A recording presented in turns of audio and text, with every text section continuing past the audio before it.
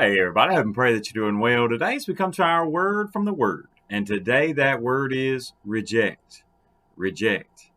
Now, it is something here at the end of the book of Nehemiah today, looking at the last few verses of the entire book, and you'll see that again, Nehemiah is it's really two different prayers that we'll look at kind of combined today, but just to think about, we've been talking about recalling and remembering, asking God to remember and think about those, remember Him and think about what the others have done, but also to remember what He has done.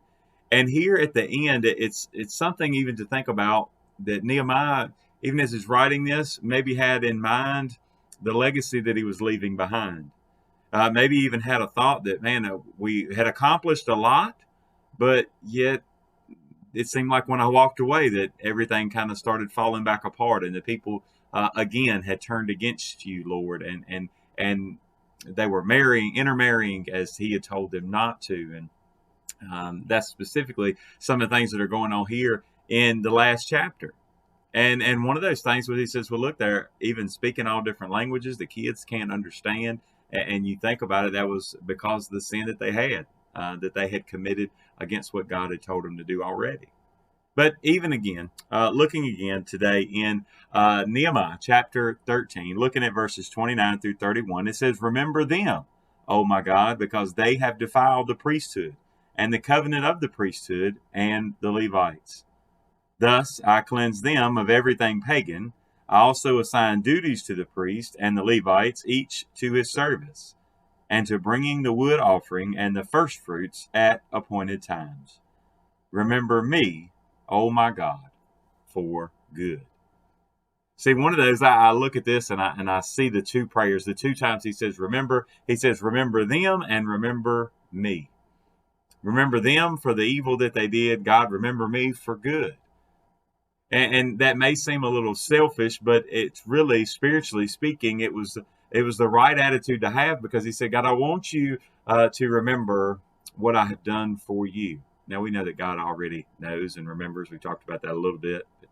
But as that word reject today, I really wanted to look at it kind of twofold. He's basically asking God to reject those who have rejected God. But more so than that, I think we can look over this whole book and look back and think about the way that Nehemiah rejected temptation. He rejected the enemy. If you think about the times that the enemy was trying to get him to be distracted from the work on the wall, and he rejected them, and the times that there was going to be rumors and gossip and things that were said that were falsehoods, and he rejected those lies. He rejected even the notion that he wouldn't be able to accomplish the task that God had set out for him to do. He rejected the way that they had continued to live in sin, and he made all these reforms because he was rejecting the people's way and accepting God's way. And you go on and you can look over and over again at the way he was rejecting the things that they had accomplished, but yet that the people had accomplished essentially apart from God, or when they were straying from God, and he was accepting of everything that God had for them. Now, the way we can apply that to us today, again, we're not building a wall, right? We're not trying to maybe set up all these reforms and things like that. But what we need to do is reject this notion of what our world has put out there of what reality is supposed to be like. We reject the false teaching that's out there. We reject the notion that the world can define what love is. No, God defines that, because God is love. We reject the notion that there is no absolute truth, because God is truth. So He is absolute truth. You can know without a shadow of a doubt that God is in control. And we can continue to just tear apart the things of this world if and only if we'll reject them. See, if we start taking in bits and pieces, then we start applying it to our theology of Scripture, and then you end up with this worldview instead of a biblical view.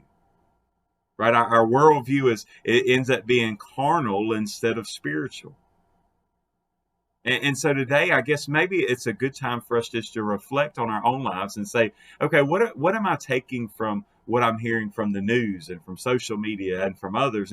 And how am I applying all the stuff that's being crammed down my throat and put up in front of my face? How often am I accepting that as truth when I really should be rejecting it as a temptation, as a lie from the pit of hell, reject it for what it is, something that distracts us from God.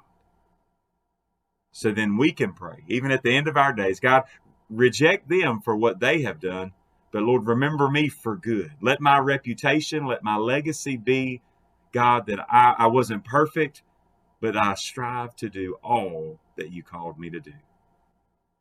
Something for us to think about today. God bless you, and I pray you have a great, great day.